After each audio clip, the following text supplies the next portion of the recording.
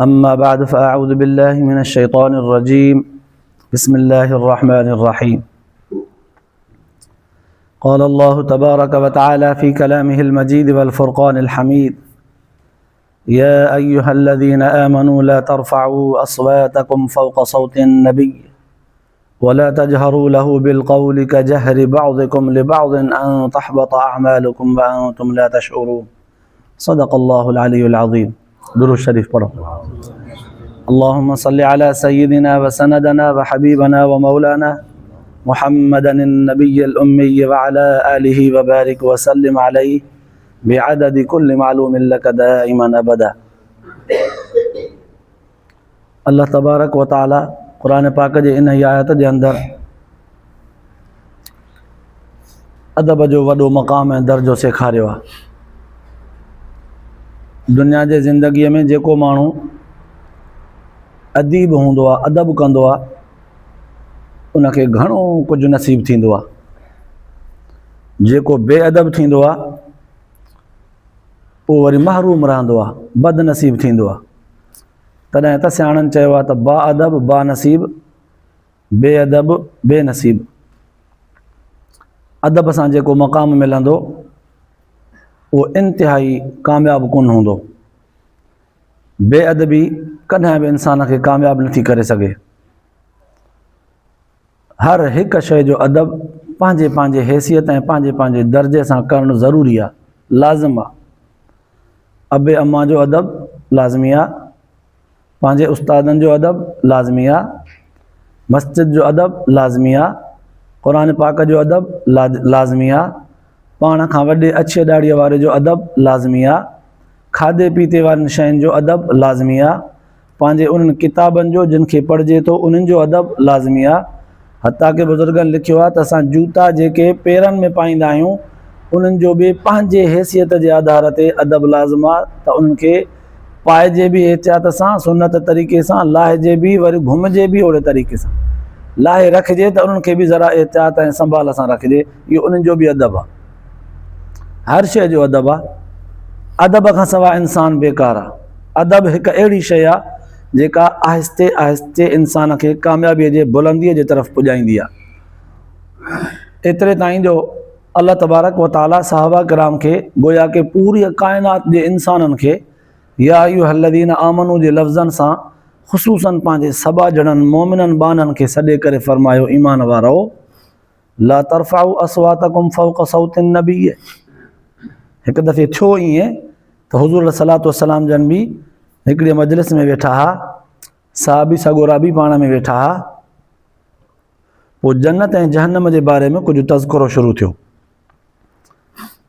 त हर हिकु पंहिंजे तरफ़ खां तारीफ़ कई जन्नत छा आहे जहन्नम छा आहे या अहिड़ो को ॿियो को तज़किरो शुरू थियो जंहिं ते थोरो आवाज़ सहाबा किराम जो पाण में वधी वियो अल्लाह तबारक व ताला फ़ौरन क़ुरान पाक जी आयत नाज़िल फरमाई ए ईमान वारो ला तरफ़ाउ अस्वातकुम फ़ौक़ सौतिन नबी सुहिणे नबीअ जे आवाज़ खां मथे पंहिंजो आवाज़ बुलंद न कयो वला तजहरू लहू बिलक़ौल कजहर बाज़िकुम लिबाज़ मुंहिंजे नबीअ जे साम्हूं पाण में बि हिक ॿिए सां अहिड़े अंदाज़ में जीअं पाण में ॻाल्हाईंदा आहियो मुंहिंजे नबीअ सां अहिड़े अंदाज़ में बि हुजत में न ॻाल्हायो ज़रा अल्फाज़ तोरे तके अदब ऐं एहतराम सां साईं जे इहा बेएहतियाती थी पई त पोइ फरमाई अन तहबत अमालुकुम व अंतुम ला तशऊरून अमल चट थी वेंदव ख़बर ई न पवंदव माना बेअदबी हिकु अहिड़ी बुरी शइ आहे बेअदबी कई त अमल चट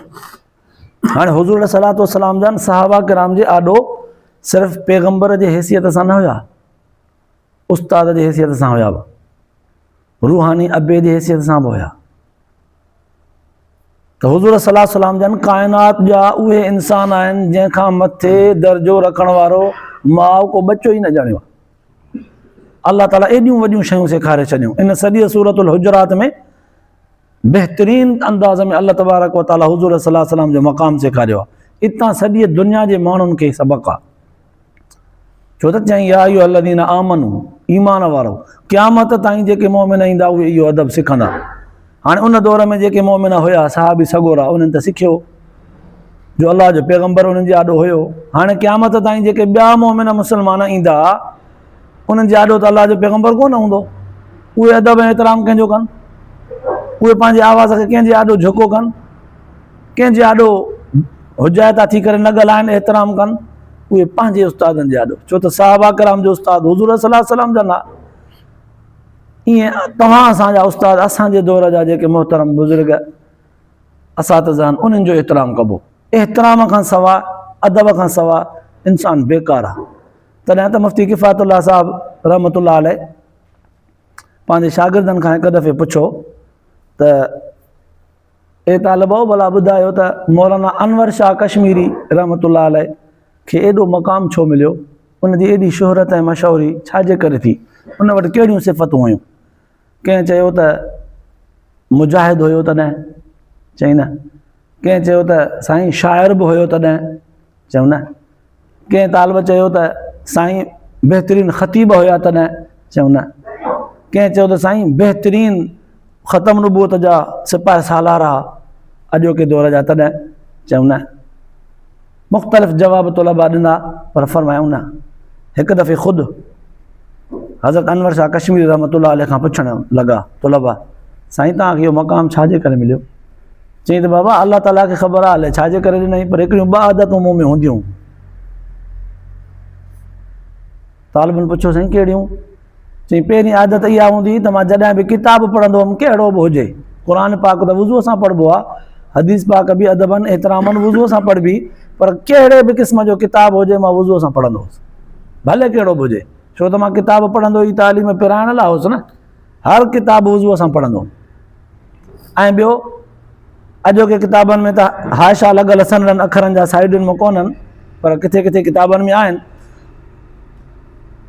किताबु खोलिबो आहे, पोइ हुनजे विच में मतन हूंदो आहे, उन्हनि जो हाशो, उनजो तफ़सीर ख़ुलासो, वरी साइडुनि में हाशा लॻल हूंदा आहिनि, उबता सुबता लाइनुनि में। पोइ मौलाना अनवर शाह कश्मीरी रहमतुल्लाह अलैह फरमायो त हाशे पढ़ण जे लाइ किताब खे मां हीअं न फेराईंदो हुउसि, बल्कि पाण उथी फिरी वेंदो हुउसि, जंहिं पासे ॾांहुं लाइन लिखियल आहे ओॾांहुं फिरी वेंदो हुउसि, किताब उते ई पियो हूंदो। वरी वेठुमि अचे, मतन पढ़ियुमि, वरी को हाशो लिखियल आहे, वरी उहो हाशो ॿिए पासे ॾांहुं कुंड में लिखियल आहे, त किताब खे न फेराईंदुमि, उथी वरी ओॾांहुं फिरी वेंदो हुउसि, किताब उते पियो हूंदो, किताब में हथु न विझंदुसि, किताब खे न फेराईंदो हुउसि।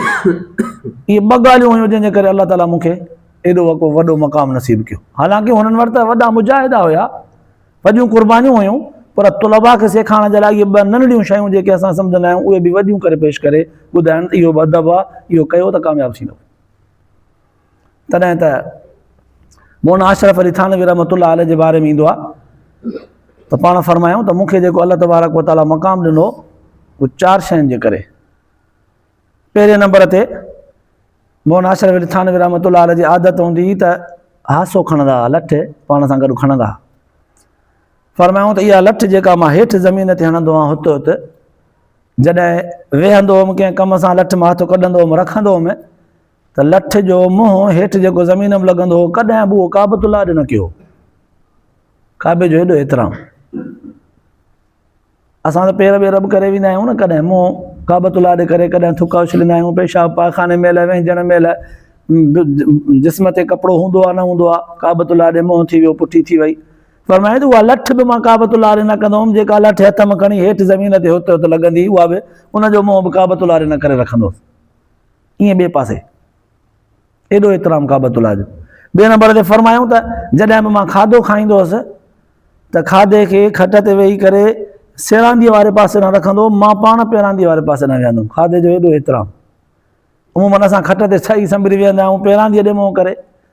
चई मां पेरांदीअ खां वेहंदो हुउमि, खाधे खे सेरांदीअ न रखंदो हुउसि, खाधे जो एॾो एतिराम।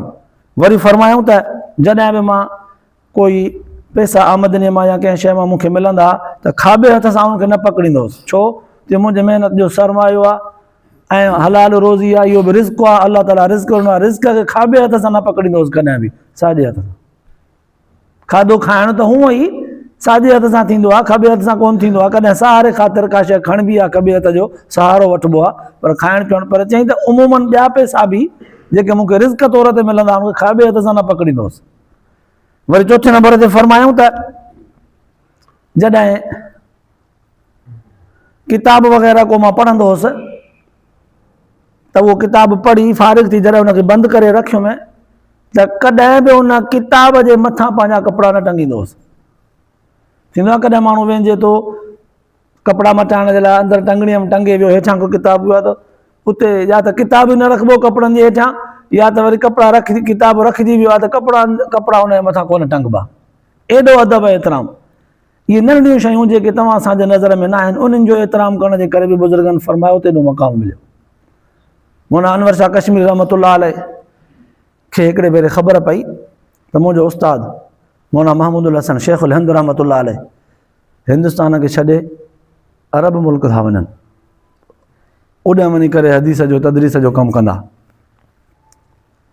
फ़ौरन पंहिंजे तालिबनि खे चयूं त मूंखे छॾियो त मां वञा पंहिंजे उस्ताद खां माफ़ी वठी अचां।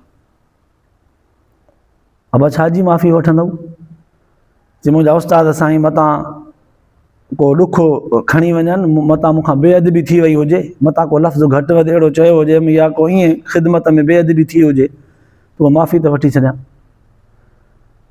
मौलाना अनवर शाह कश्मीरी रहमतुल्लाह अलैह आया, शेखुल हिंद रहमतुल्लाह अलैह जे पेरनि में वेही रहिया। शेखुल हिंद रहमतुल्लाह अलैह खट ते वेठा, पेर हेठि लड़काई वेठा त पेरनि में हेठि वेही रहिया, पेरनि खे चंबड़ी करे रोअण शुरू थिया।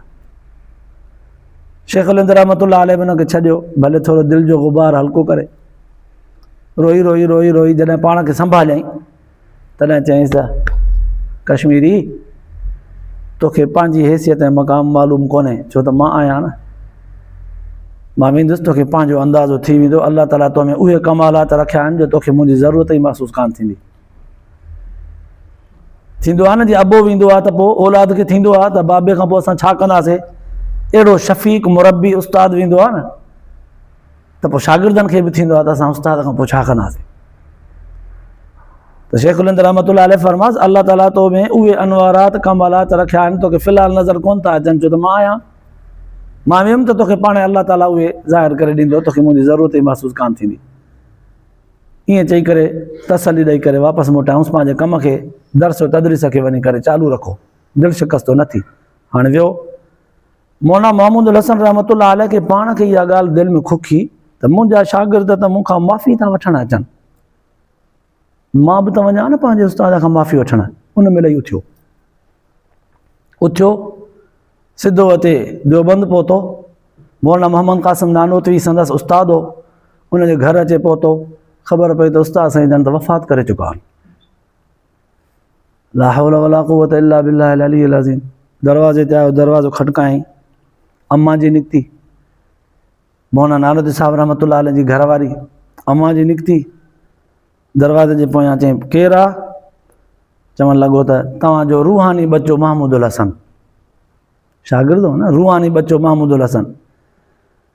चवणु लॻो त अम्मा जी उस्ताद साईं जन जी का जुती रखियल हुजे त उहा मोकिले ॾियो।